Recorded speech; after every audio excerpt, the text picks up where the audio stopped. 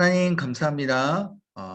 이주일간도 주님께서 지켜주시고 은혜 주셔서 오늘 이렇게 또 말씀을 나누고 은혜 받게 해주심을 감사합니다.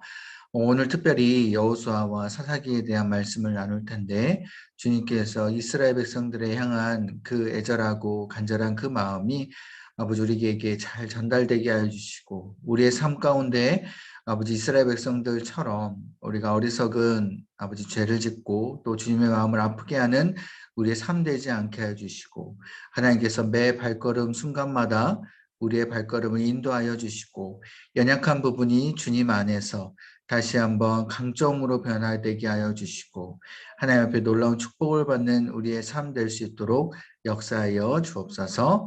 아버지 오늘 오지 못한 우리 성도님들 많습니다. 주님께서 이 시간 기억하게 하여 주시고 말씀을 같이 나누고 은혜 받을 수 있는 귀한 우리 모든 성도님들 될 수 있도록 붙들어 주옵소서.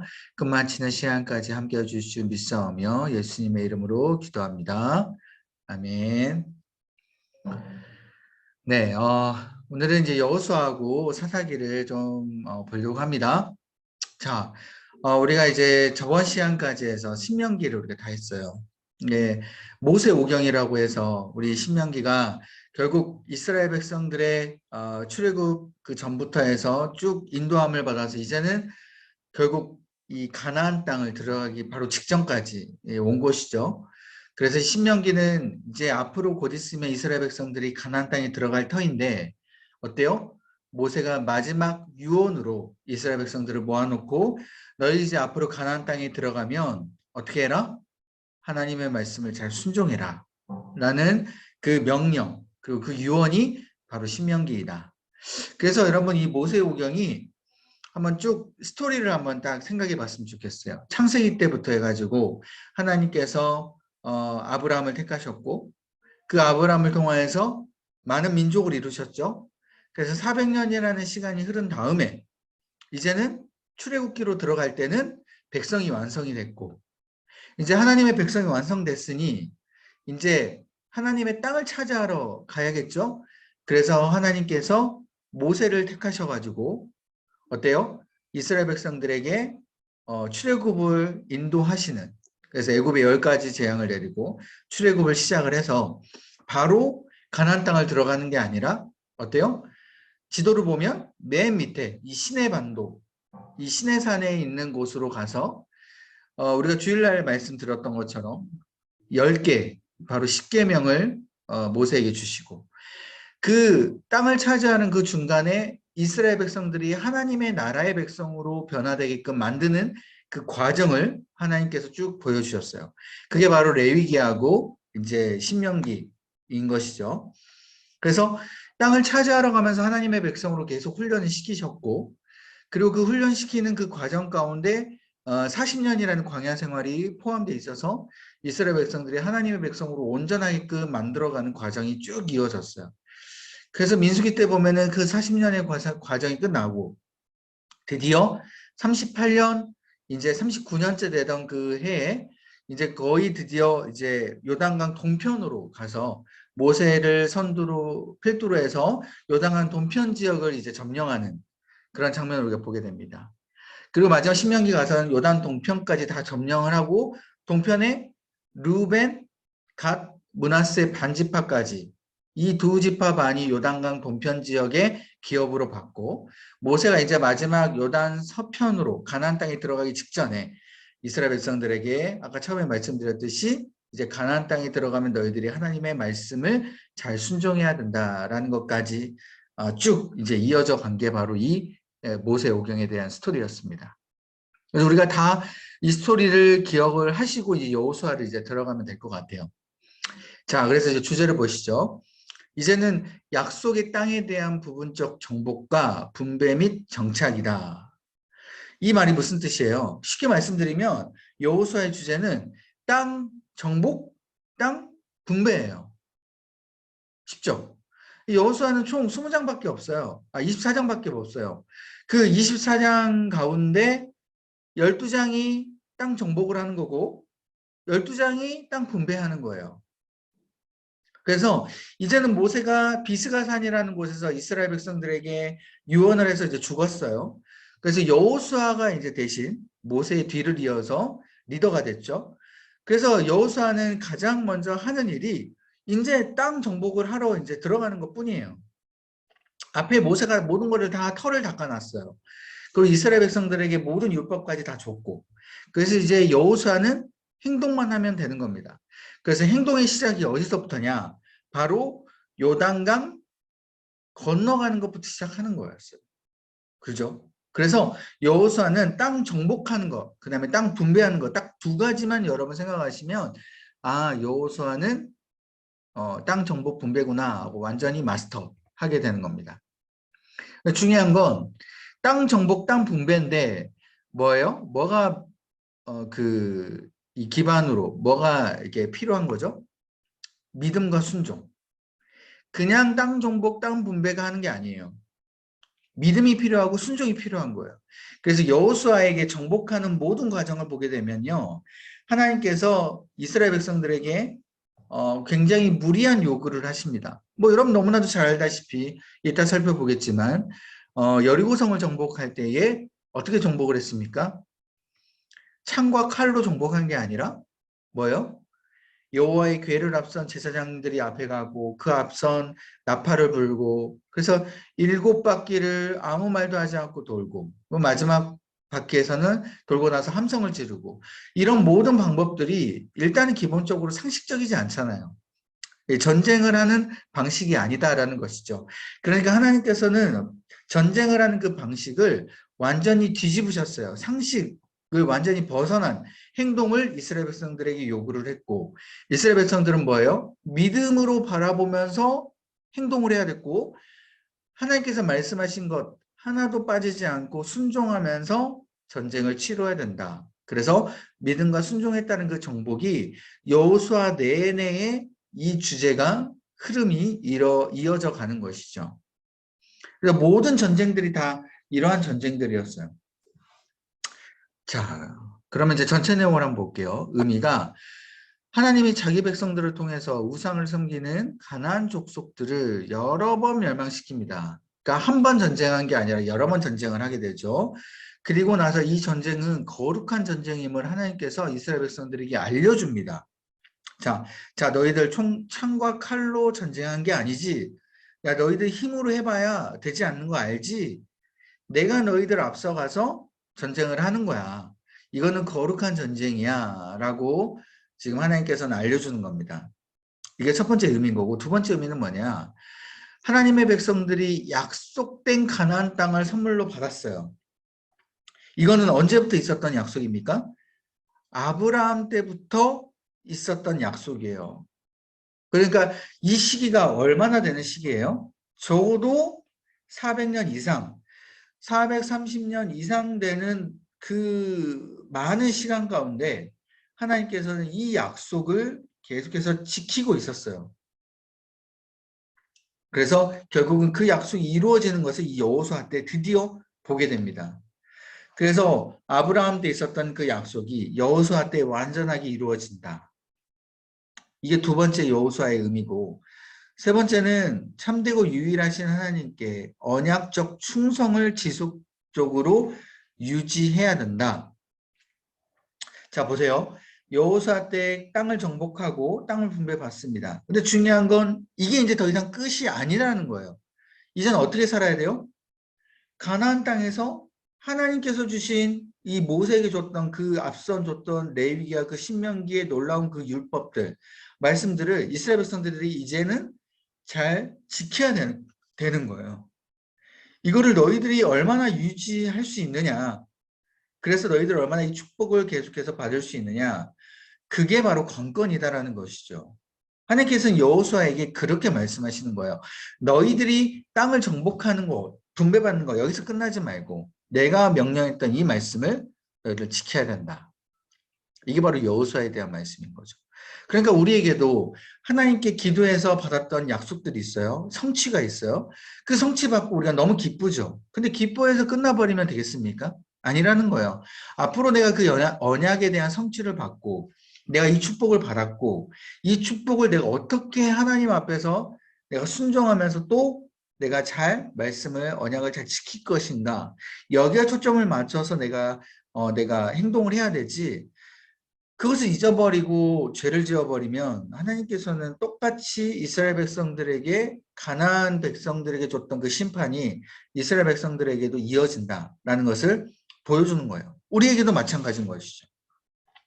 자, 이게 세 가지의 전체적인 의미인 것이고요. 전체 구성을 한번 보세요. 24장이라고 말씀드렸는데 첫 번째 1장부터 5장까지는 이제 땅을 정복하려고 이제 진입을 합니다. 그죠? 어떤 진입이에요? 요단강부터 이제 들어가는 것이죠.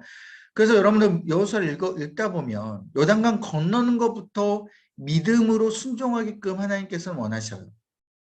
어떻게 원하십니까? 요단강을 정복 들어갈 때 제사장이 먼저 발에 물을 담가야 돼요. 여호와의 궤를 메고. 여호와의 궤라는 건 하나님의 임재의 상징입니다. 하나님이 지금 이스라엘 백성들과 함께 있다라는 상징이에요.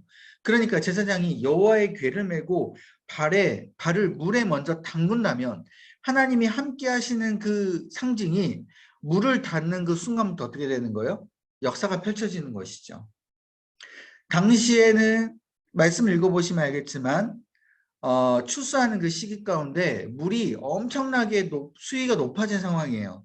그러니까 사람이 키보다 더 높은 그 물의 수위 가운데 물이 마른 상태에서 제사장이 발을 내딛는 게 아니라 물이 넘실넘실 거리는 그 상황에서 제사장이 발에 물을 담그는 그 순간 물이 마른다라는 그 믿음의 순종을 하나님께서는 원하시는 거죠.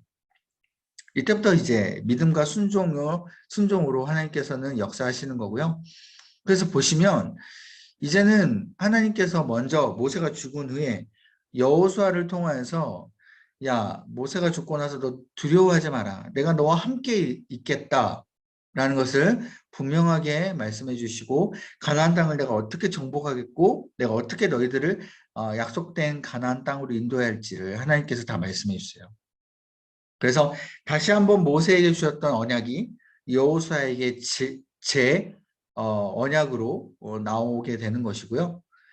그래서 하나님께서는 이 여호수아를 통하여서 이스라엘 백성들이 요단강을 건너게끔 하는 모든 준비를 시작하게끔 합니다.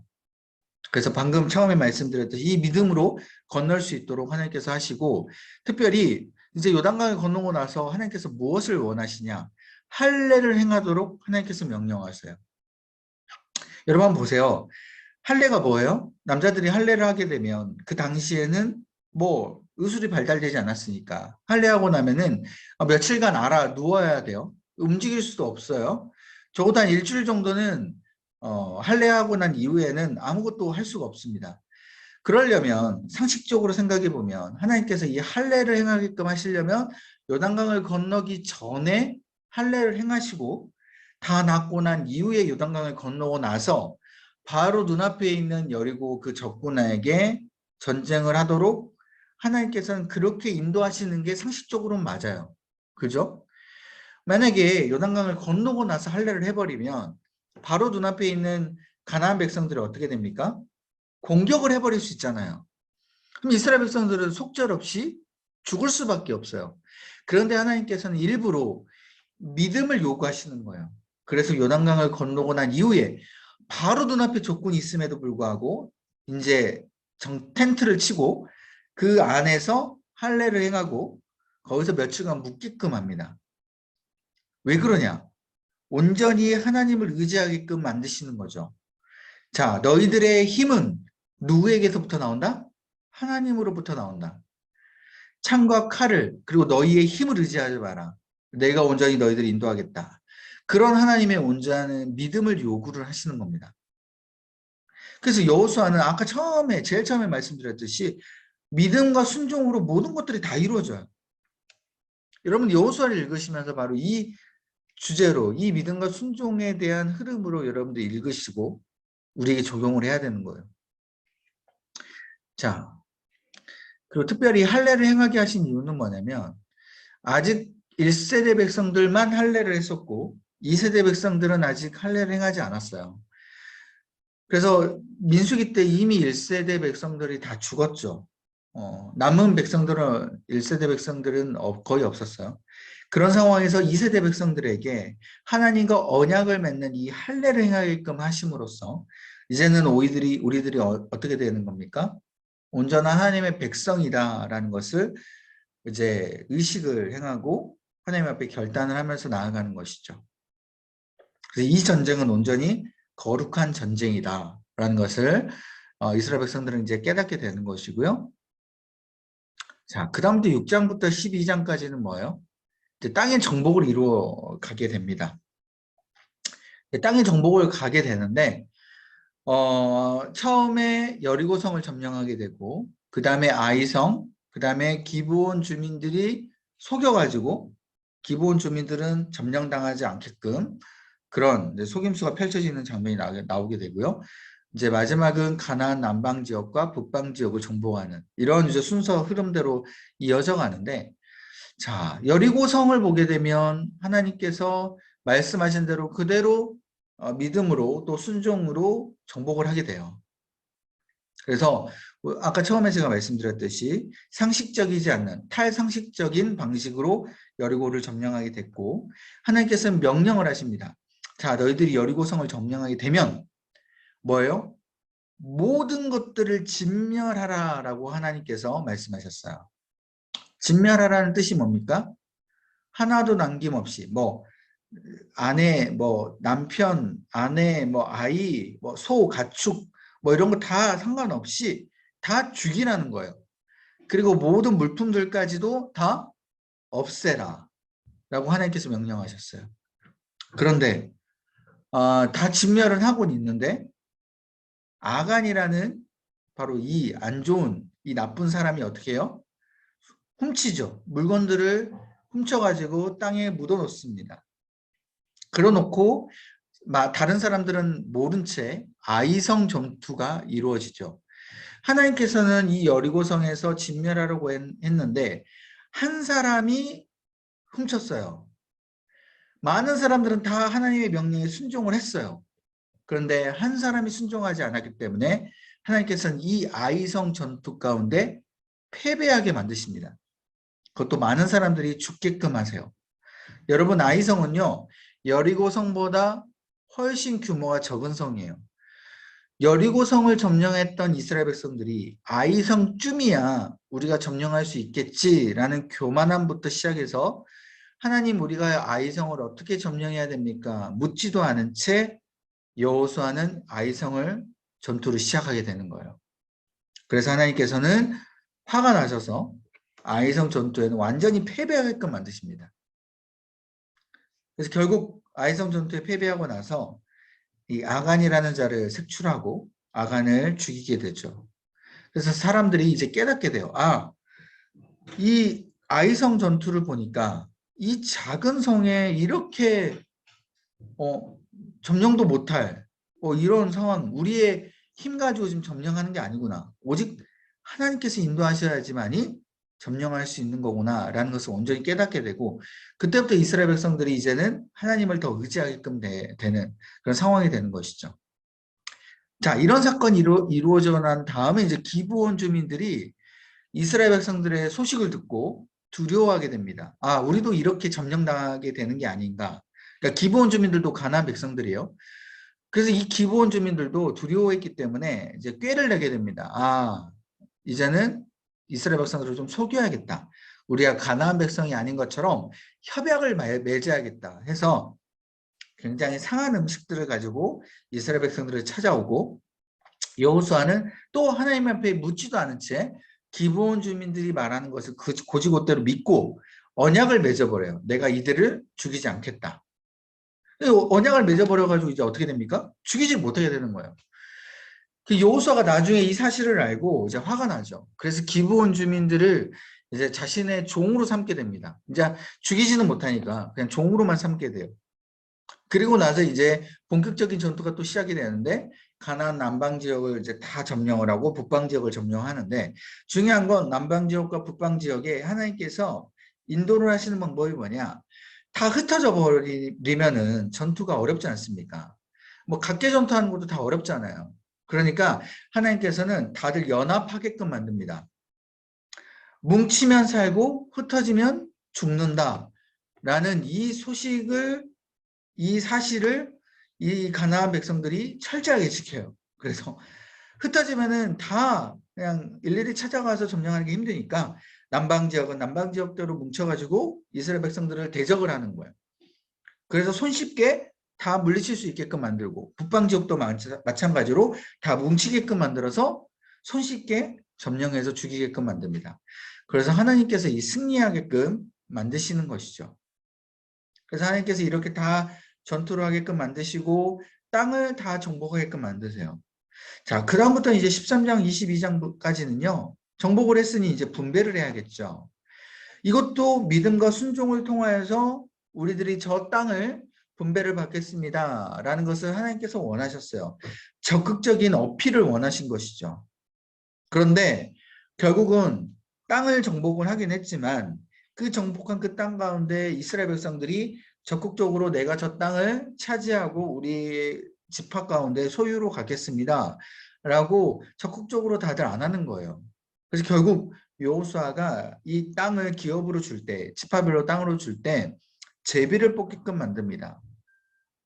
그래서 각 지파별로 제비를 뽑아가지고 땅을 점령하게끔 만들고 그 땅을 이제는 분배받는 것이 중요한 게 아니라 앞으로 이 땅에서 너희들이 살 건데 어떻게 믿음과 순종으로 이 땅 가운데 가나안 백성들보다도 더 믿음과 순종으로 살지에 대해서 더 강력하게 요구를 받게 되는 것이죠. 그래서 특별히 여기 밑에 지도를 보시면요. 제가 지도를 놔뒀는데 이스라엘 백성들이 점령한 지역이 바로 이 약간 붉은 지역이고요. 이스라엘 백성들이 점령하지 못한 지역이 약간 파란색으로 표시되어 있는 이 지역입니다. 이 점령하지 못했다라는 것은 뭐냐면 이스라엘 백성들이 긴 시간 동안 땅을 이제 그 정복을 이제 했는데 그 긴 시간 동안에 점령을 하면서 어떤 지역은 완전히 가나안 그 백성들을 진멸을 해버렸어요. 아까 여리고 백성처럼 완전히 다 죽인 지역이 있는가 반면에 어떤 지역은 가나안 백성들을 완전히 진멸하지 않고 살려두고 종으로 삼고 영향력만 끼치는 그런 지역이 있었다라는 거예요. 그래서 영향력만 끼쳤던 지역은 바로 이 파란색 지역이고 완전히 진멸한 지역은 이 빨간수로만 이 표시된 지역이 바로 완전히 진멸했던 지역이다라는 겁니다. 그러니까 이 파란색 지역은 앞으로 어떻게 하냐? 이제 가나안 백성과 앞으로 공존하면서 살아야 돼요. 가나안 백성을 진멸하지 않았으니 이 가나안 백성들이 살게끔 그들을 이제 주고 그들에게 영향력을 대신 이제 끼쳐야 되는 것이죠. 종으로 부리는 거예요. 이스라엘 백성들이. 그러니까 이제 걱정되는 건 뭐냐? 가나안 백성들이 진멸이 되지 않았으니 이 가나안 백성들이 앞으로 이방신을 섬기는 백성들인데 이스라엘 백성들은 하나님만을 섬겨야 되는데 이 가나안 백성들은 어때요? 이방신을 섬기면서 자꾸 이스라엘 백성들에게 영향력을 끼치는 거예요. 이방신을 섬기도록 유혹을 하는 것이죠. 이 가나안 백성들이. 그러니까 하나님은 그걸 걱정하시는 거예요. 야, 너희들 내가 약속된 저 땅에 가서 앞으로 너희들 살 텐데 가나안 백성들이 사는 그 방식 너희들 그대로 따라가서는 안 된다. 이방신을 섬기는 그 모습 너희들 제발 따라가지 마라 라고 하나님께서 분명히 경고하시고 그걸 걱정하셨는데 이스라엘 백성들이 앞으로 그 모습을 그대로 답습하게 됩니다. 우리가 이따가 사사기를 살펴볼 텐데 사사기에서 이스라엘 백성들이 그대로 가나안 백성들이 막 풍요의 신 바알을 섬기고 농사를 지을 때마다 그렇게 그 이방신을 섬기는 그 모습을 그대로 이스라엘 백성들이 따라하니까 하나님께서는 사사기에 보면은 계속 다른 백성들을 통하여서 심판하는 장면들이 오게 되잖아요. 바로 그것을 여호수아 때 이미 하나님께서는 경고하시고 말씀하시는 거예요. 자, 다시 돌아와서 그래서 결국 여호수아 때 가나안인들을 완전히 진멸하지 못하였고 가나안인들이 남은 그 가나안인들을 통해서 영향력을 받았다라고 여러분들이 이해하시면 될 것 같아요. 결국 아까 제가 처음에 말씀드렸듯이 어떻게 땅을 분배받는 게 지금 중요한 게 아니에요. 내가 땅을 분배받는 그곳에서 어떻게 사느냐가 중요한 거예요. 그죠? 그래서 갈렙이 뭐라 그랬습니까? 갈렙이 여호수아에게 뭐라고 요구했어요? 저 산지를 내게 주옵소서. 저 산지가 어디입니까? 헤브론 산지잖아요. 헤브론 산지는 사실 평지가 아니에요. 농사를 짓기도 어려운 산지입니다. 그리고 거기에서 정착하기가 굉장히 어려운 척박한 땅이에요. 근데 왜 갈렙이 그 땅을 주라고 요구를 했어요? 믿음으로 나는 그 땅을 살 수 있다라는 거예요. 믿음으로 살게 되면 그 땅이 아무리 척박하더라도 하나님께 주신 축복을 누릴 수 있다라는 것이죠. 갈렙은 그 중요한 사실을 깨달았다라는 겁니다. 자, 다음 네 번째. 이제는 23장, 24장에 이제 땅 분배까지 다 마쳤어요. 그 다음에 여호수아의 고별 설교가 이루어지게 됩니다. 여호수아가 이 믿음과 순종에 대해서 다짐하게끔 다시 이스라엘 백성들에게 결단을 요구해요. 여호수아는 이미 알고 있었어요. 내가 자신이 죽게 되면 앞으로 이 땅에서 가나안 백성들을 따라서 그대로 이방신을 섬기게 될 것이다. 그것을 이미 여호수아는 깨닫게 된 것이죠. 그래서 여호수아는 다시 다짐하게끔 하는데 신명기 때 다짐했던 그 언약, 이게 어떤 언약입니까? 우리가 저번 시간에 살펴봤듯이 모세가 이스라엘 백성들에게 요구했던 언약이에요.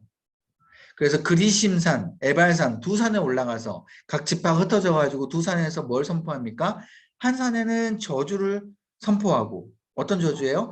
내가 앞으로 하나님의 명령을 따르지 아니하면, 율법을 따르지 아니하면 우리는 저주를 받겠습니다. 라고 그렇게 선포하고, 또 다른 무리의 지파들은 산에 올라가서, 그리심산에 올라가서 이제 축복을 선포하는 것이죠. 어떤 걸 선포합니까? 우리가 하나님의 명령을 따르면 이제는 하나님께서 우리에게 축복을 주실 겁니다. 그래서 그 신명기 때 다짐했던 그 언약을 여호수아는 생각해서 다시 한번 이스라엘 백성들에게 요구를 하는 것이죠. 여러분, 이 연약을 다짐했던 이 장소가 세겜이라는 장소인데, 이 세겜은요 아브라함에게 가나안 땅을 처음으로 약속한 장소이기도 해요. 아브라함 때 하나님이 내가 너의 후손에게 앞으로 이 약속된 땅을 내가 주겠다라고 그 약속했던 그 언약이 지금 여호수아한테 다 이루어졌잖아요. 그러니까 그 아브라함이 받았던 그 장소에서 다시 한번 그 성취된 그 장소 가운데, 상황 가운데 하나님 앞에 다시 한번 언약을 다짐하게 되는 겁니다.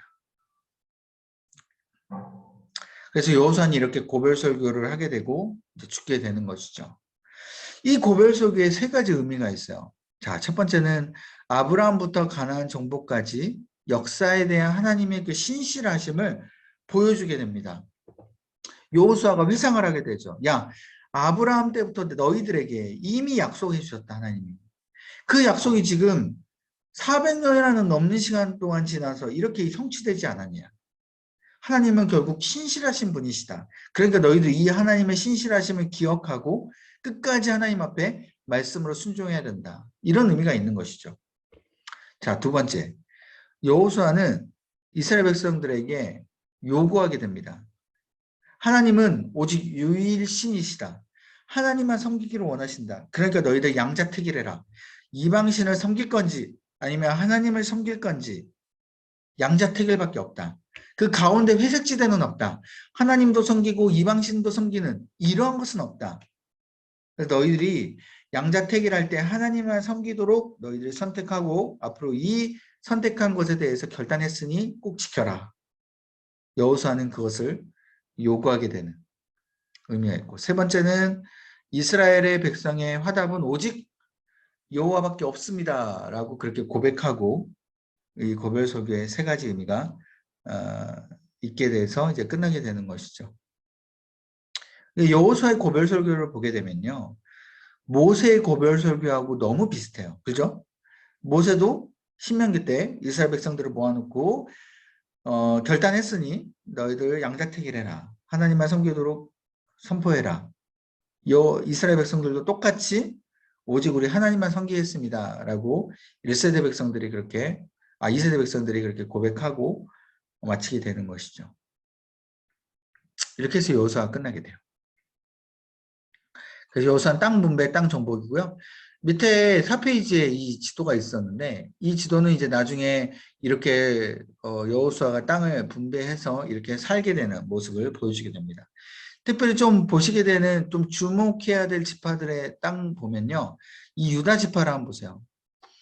이 유다 지파의 이 경계선이 나중에 어떻게 됩니까? 이 밑에 남쪽이 유대인, 바로 이스라엘 백성들이 살게 되는 유대인 지역이 되는 거고, 이 위에 지파들, 이 위에 이제 나머지 지파들, 아홉 지파, 반 지파, 여기 이 지역이 이제 사마리아 지역이 되는 겁니다. 나중에 이제 다윗 시대, 솔로몬 시대를 지나서 땅이 두 갈래로 나뉘어지게 되죠. 그래서 윗지방은 북쪽 이스라엘 이제 나라라고 해서 나중에 사마리아라고 불리는 땅이 되는 거고, 밑에는 유대 지역이라고 해서 유대 민족, 바로 남쪽 이스라엘 나라가 되는 겁니다.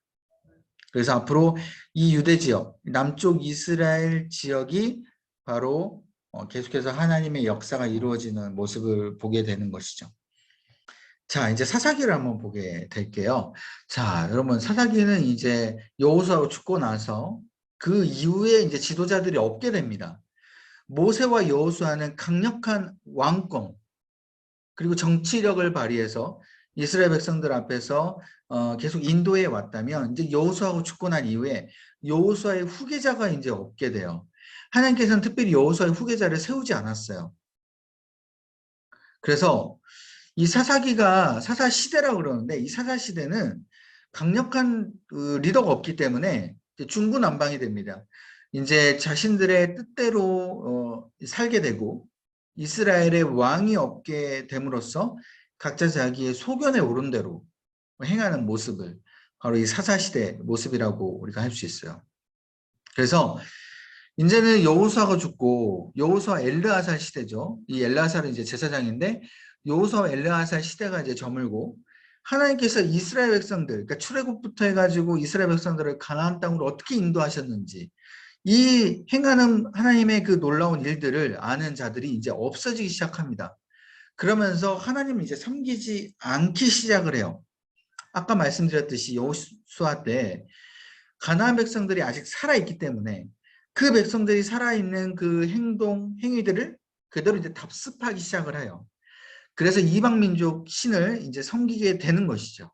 이때부터 이제 사사기의 문제가 들어오게 돼요. 주제는 뭐냐? 사사들을 통한 하나님 나라의 진정한 주인은 하나님임을 보여주게 됩니다. 사사들을 통하여서 하나님이 진정한 너희들의 주인이다 라는 것을 이스라엘 백성들에게 알려줘요.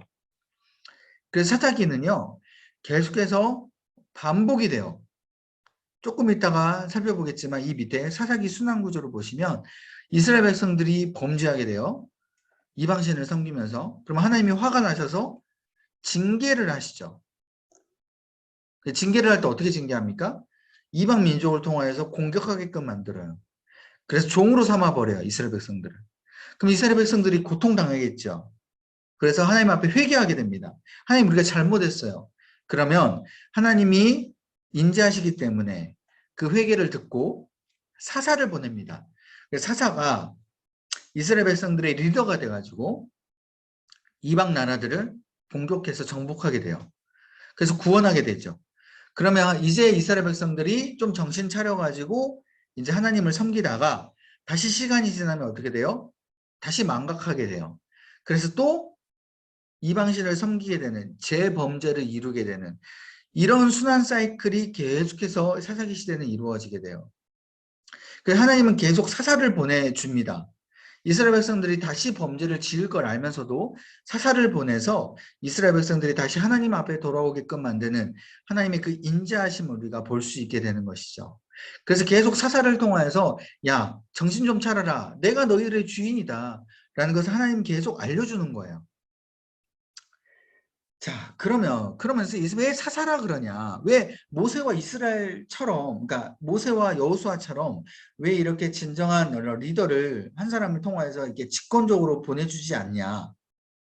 왜냐? 당시에는 이제 이스라엘 백성들이 이제 죽어버리기 때문에 더 이상 하나님께서 어떻게 하실지에 대한 놀라운 그 능력을 이스라엘 백성들이 몰라요.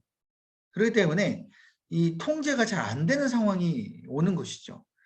그래서 그때그때마다 이 사사를 통해서 하나님께서 그때 잠깐 임시적으로 이 정복할 수 있도록 통치할 수 있도록 만드는 거고, 또 모세와 여호수아처럼 이렇게 굉장한 믿음 좋은 어떤 리더가 있어야 되는데 그런 믿음 좋은 리더가 또 아마 없었던 것 같아요. 그래서 하나님께서 임시적인 방편으로 사사를 통해서 이제 통치하시기 시작한 거죠. 그래서 사사는요, 이스라엘 군사를 통치하기도 하고 또 정치적으로 지도를 하기도 합니다. 모세와 여호수아와 좀 다른 점이 있다면, 모세와 여호수아는 정치적으로나 이 종교적으로 합해져 있어요. 그래서 물론 제사장, 뭐 예를 들어 아론이나 엘르아살이라는 제사장이 대제사장이 따로 있어서 제사를 주관하긴 하지만 모세나 여호수아는 그 제사까지도 모든 것을 하나님의 명령을 받아서 그렇게 진행을 했다라는 거예요. 근데 지금 사사 시대로 오게 되면요, 군사적으로 정치적으로는 사사가 관여를 하지만 종교적으로 제사를 어떻게 드리는지, 이스라엘 백성들 어떻게 하나님을 섬겨야 되는지에 대한 부분은 분리가 돼서 따로 제사장이 이스라엘 백성들을 따로 주관해서 모으고 제사를 드리는 그런 대제사장의 역할을 그렇게 감당을 했다라는 거예요. 그러니까 분리가 되는 거죠. 그래서 결국 제사장이 하나님 앞에 제대로 물어보고 제사를 드리고 이렇게 해야 되는데 그러지 아니하고 자신의 소견에 오른 대로 자신의 인간의 뜻대로 제사도 드리고 마음대로 막 제사도 마음대로 드리는 거예요. 하나님께서 명령하신 대로 드린 게 아니라. 이러한 상황이 펼쳐지게 되면서 이제는 믿음이 완전히 흐트러지게 되는 것이죠. 그래서 전체 내용을 한번 보세요. 여호수아가 죽은 후에 중한 집권적 지도자가 이제 없게 되죠. 그래서 이스라엘 타락이 이루어지고 하나님의 심판이 이루어지게 되고 그래서 사사를 통한 이스라엘 백성의 회개와 구원이 반복되게 됩니다. 그래서 결국 그때 이스라엘의 왕이 없으므로 각자 자기 소견에 오른 대로 행하게 되는 이게 바로 사사기의 흐름인 것이죠. 그래서 이때 당시에는요, 하나님을 왕으로 섬기지 않을 뿐더러 하나님만 섬기진 않아요. 그러니까 하나님을 제대로 섬기진 않는 건 당연하지만 하나님도 나름 섬기긴 해요. 그런데 다른 이방신도 같이 섬겨요. 그 특별한 이방신이 바알과 아스타롯이에요. 아까 제가 여호수아 때 잠깐 설명드렸지만 바알과 아스타롯은요, 풍요의 신입니다. 가나안 백성들이 농사를 짓기 때문에 농사를 짓기 전에 어떻게 해요? 바알과 아스타롯에게 섬기게 됩니다. 제사를 드리게 되죠. 그래서 음란한 그런 행위도 하고 그래서 바알과 아스타롯을 풍요의 신이기 때문에 농사가 잘 될 수 있도록 섬기게 되는 그 모습을 이스라엘 백성들이 그대로 답습하게 돼요. 왜 답습하게 될까요? 지금 이스라엘 백성들이 가나안 땅에 정착해서 농사를 지금 처음 지어봐요. 농사를 처음 짓기 때문에 원래 농사를 지었던 이 가나안 백성들을 보고 따라할 수밖에 없는 거예요. 아, 저들이 저렇게 하는구나. 우리도 저렇게 해야지 농사를 지을 수 있겠구나. 분명히 하나님께서는 그걸 금하셨는데도 불구하고 인간적으로 따라가게 되는 것이죠. 그래서 하나님을 섬기긴 하지만 이방신도 같이 섬기면서 인간적인 생각으로 농사를 짓고 이방신을 섬기게 되는 겁니다. 그래서 가나안의 농경 사회를 동경하게 되는 것이죠. 얼마나 어리석습니까? 하나님이 가나안 백성들을 사실 이방신을 섬기지 않았기 때문에 그래서 죄 때문에 진멸을 했는데 그것을 자기들이 진멸을 했음에도 불구하고 눈에 뻔히 봤음에도 불구하고 가나안 백성들이 했던 것을 똑같이 따라하게 되는 이런 얼마나 어리석은 행동. 이게 우리 삶 가운데 있을 수 있다는 거예요. 그렇죠? 죄를 짓는 다른 사람들의 모습, 또 나의 어리석은 행위를 그 전에 봤음에도 불구하고 또 후회했음에도 불구하고 내가 그걸 그대로 답습하게 되는 그런 어리석은 행동을 하는 게 바로 우리 인간이다. 그래서 우리가 그것을 사사기를 보면서 좀 깨달아야 되는 것이고요. 자, 그래서 이제 사사들을 소개를 좀 하면서 우리 사사기는 흐름을 좀 봤으면 좋겠어요. 자, 사사기 먼저 1장부터 3장까지 뭐냐? 여호수아가 죽거나 이후에 시대 상황을 계속 설명을 해줍니다. 지금 시대가 어떻냐? 바로 갈렙과 지도자들을 통해서 가나안 땅에 지금 정복을 했어요. 그런데 모두 정복하지 못하고 가나안 백성을 남겨두고 그 가나안 백성이 우상을 섬기고 이스라엘 백성들은 그 우상을 그대로 따라가는 모습. 결국 너희들 이 우상이 너희들에게 가시가 될 것이다. 이 가시가 뭐예요? 심판의 원인이 될 것이다 라는 것을 분명하게 강력하게 경고를 해줍니다. 결국 여호수아의 말대로, 이건 여호수아가 이제 죽기 전에 이제 이야기인데, 여호수아의 말대로 그대로, 여호수아가 죽고 난 이유가 아니라 갈렙이 죽기 전에 이렇게 이야기를 하고 그 말대로, 예언한 말대로 그대로 이루어지게 되는 것이죠.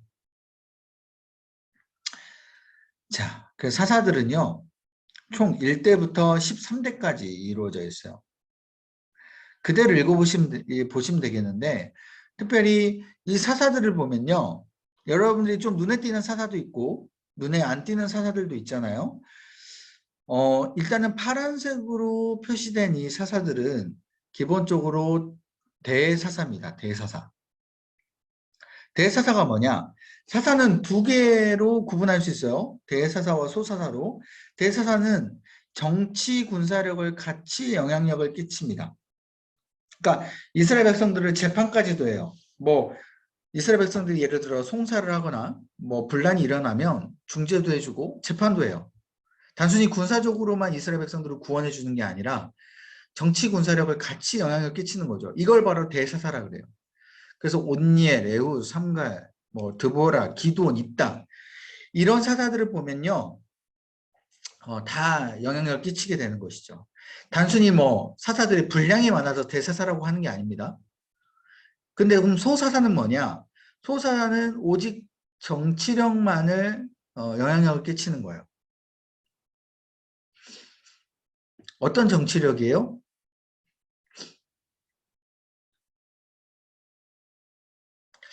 제가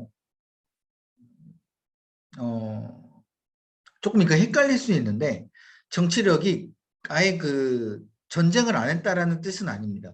그러니까 전쟁은 했지만 막 군사를 막 온전하게 뭐 모든 사람들을 막 군사를 다 모아가지고 막 전부 다 이스라엘 백성들을 끌고 나가서 막 전쟁을 하는 이런 군사력은 발휘를 못했다라는 거예요.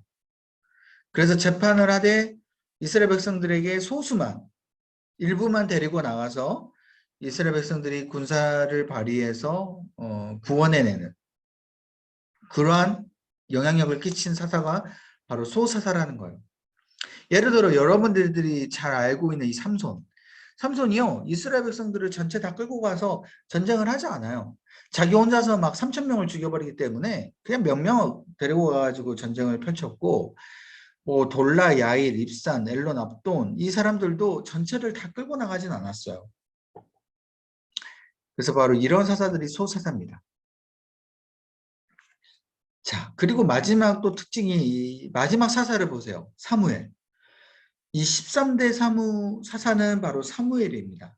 여러분 사무엘을 보통 사사라고 생각하지 않는 분들이 많은데 원래는 사사시대의 마지막 사사예요. 그래서 이 사사는 특별히 사무엘은 마지막 왕정시대로 넘어가는, 사사기가 끝나면 이제 왕정시대가 오잖아요. 그래서 왕의 제일 첫 번째 왕이 누굽니까? 사울이에요. 그죠? 사울 왕이 들어가기 직전에 사무엘이 사사에서 왕정시대로 넘어가는 그 중간고리의 역할을 하게 됩니다. 그래서 사무엘이 사울에게도 안수를 하고 또 누구에게도 안수를 해요? 다윗에게도 안수를 해요. 그래서 왕정시대로 넘어가는 고리 역할을 하면서 마지막 이제 사사시대를 끝내게 되는 이 사무엘입니다. 그래서 사사들은 이렇게 읽어보시면서 아시면 될 것 같고요. 특별히 사사들의 한계가 있어요. 이 사사들은 연약해요. 뭐 앞선 모세나 여호수아처럼 믿음이 막 너무 좋아가지고 막 이렇게 한 게 아니라 때로는 하나님의 말씀을 거슬리기도 하고 죄를 짓기도 해요. 사사들이 잘 못해요. 그래서 하나님을 온전히 따르지 못하기 때문에 이스라엘 백성들도 반짝 따랐다가 사사들이 죽으면 그냥 자기들 마음대로 행하게 되는 거예요. 그래서 여러분 리더가 이렇게 중요해요. 리더 한 사람이 믿음으로써 이끌고 앞에 나가서 그걸 보여주게 되면 그 중간에 밑에 있는 사람들이 그 리더의 모습을 바라보면서 다 따라가게끔 되어 있는데 사사가 이런 연약함이 있기 때문에 따라가지 못했던 것이죠. 그래서 아무리 하나님께서 구원을 이루셔도 눈에 보이는 사사들이 구원을 이루고 하는 그 잠깐 반짝한 것만 이스라엘 백성들은 눈에 보는 거예요. 그러니까 눈에 보이지 않는 하나님이 지금 우리를 이끌어 가시고 우리를 지금 통치하고 계신다라는 생각을 하고 이스라엘 백성들도 각자 나름대로 믿음을 지키고 나아가야 되는데 그러지 않고 그냥 눈에 보이는 사자가 그냥 저렇게 행동하네. 그냥 저렇게 구원했네. 그냥 그때만 기분 좋아하고 나아가는 것이죠. 그래서 하나님은 계속 사사들을 통해서 하나님의 진정한 왕임을 알게 하셨지만 이스라엘 백성들은 눈에 보이지 않는 그 하나님보다 눈에 보이며 실제적으로 눈앞에서 우리를 이끌어 가시는 왕을 원한다라고 요구하게 되는 거예요. 그래서 사무엘에게 왕을 요구합니다. 이스라엘 백성들이. 우리 더 이상 고대 전쟁을 보니까 고대 다른 나라 왕들은 전쟁을 하면 왕들이 맨 앞에 서서 자 나를 따르라 하면서 막 앞에 나가서 싸우잖아요. 이스라엘 백성들도 그걸 원했던 거예요. 아니 물론 사사들이 앞에 나가 싸우긴 하지만 사사들이 왕도 아니고 그냥 각 지파별로 그냥 다 모이자 해가지고 모아가지고 앞에 나가서 전쟁하는 그런 모습 우리가 더 이상 하기 싫다는 거예요. 왕이 앞에 나가서 왕이 모든 것들을 이끌어 나가고 더 이상 우리가 그 눈에 보이지 않는 하나님 그 말씀 그 우리가 따르는 거 원치 않는다. 그것을 지금 사무엘에게 원했던 거예요. 그래서 사무엘이 마음 가운데 워낙 애통이 있잖아요. 그래서 하나님 앞에 말했더니 하나님께서 뭐라 그래요? 우리 사무엘서 이제 우리가 넘어가면 알겠지만 저들이 너를 버린 게 아니라 사무엘을 버린 게 아니라 나를 버렸다라고 이야기하는 거예요. 하나님이 왕되심을 인정하지 않았다는 것이죠. 그래서 이 사사시대는 진짜 하나님의 왕되심을 인정하지 않는 모습을 보여주게 됩니다. 그래서 이 사사기는 이스라엘의 왕이 없으므로 사람이 각자 자기의 소견에 오른 대로 행하였다라고 끝마치게 되고 실패한 시기로 이제 보게 되는 것이죠. 그래서 진정한 왕이 누구냐라는 것을 계속 끊임없이 사사시대는 이야기를 해줘요. 물어보게 되는 것이죠. 그래서 우리가 사사기를 보면서 우리의 왕은 누구신가라는 걸 계속 기억하시면서 읽으시면 좋을 것 같고요. 이 사사들의 행적은 제가 이제 이렇게 정리해놨는데 여러분 따로 읽으시면서 이제 조금 이해가 안 되시는 부분은 이 표를 보시면서 참고하시면서 읽으시면 될 것 같고요. 자, 마지막 결론은 이거예요. 하나님의 말씀이 희귀해집니다. 그리고 영적으로 어두워져요. 이 사사시대는. 왜? 하나님을 왕으로 섬기지 않기 때문에. 그래서 마지막 사사인 사무엘을 통해서 하나님께서 무너져 있던 이스라엘을 다시 일으키시기 위해서 이 사무엘을 굉장히 영적으로 믿음을 굉장히 가질 수 있도록 하나님께서는 사무엘을 또 마지막 사사로 세웁니다. 그래서 이 마지막 믿음으로 세워진 사사를 통해서 왕정 시대를 잘 넘길 수 있도록 하나님께서는 이렇게 인도하시는 것이죠. 이렇게 사사 시대가 끝나게 됩니다. 하나님, 우리에게 주신 그 하나님의 은혜가 너무 큽니다. 우리에게 주신 그 축복이 너무나도 큽니다. 그런데 그 축복을 계속 잊어버리고 눈앞에 보이는 것이 우리에게 전부인 것만 마냥 우리가 행동할 때가 있음을 주님 앞에 고백합니다. 이제는 주님의 그 옷자락을 붙들고 주님 앞에 더욱더 간절하게 나아갑니다. 주님, 눈에 보이지 않는 하나님이 말씀하셨던 그 말씀, 우리에게 주셨던 그 은혜, 또 예배 때마다 우리에게 부어주셨던 그 은혜들, 우리가 기억하며 나아가오니 우리가 계속해서 하나님만을 계속 최우선으로 생각하며 의지하며 주님 앞에 나아갈 수 있는 믿음이 될 수 있도록 역사하여 주옵소서. 이스라엘 백성들처럼 어리석은 행동하지 않도록 주님께서 붙들어 주시고 반복해서 짓는 죄를 짓지 않게 하여 주시고 우리가 그 전에 지었던 그 죄들을 온전히 이 시간 이후부터 끊게 하여 주시고 아버지 사단 앞에서 우리 예수 그리스도의 이름을 선포하며 하나님께서 기뻐하시는 믿음으로 아버지 온전히 나아갈 수 있도록 주님 붙들어 주옵소서. 우리 다음 시간까지 만날 때까지 함께해 주시 믿사오며 예수님의 이름으로 간절히 기도합나이다. 아멘.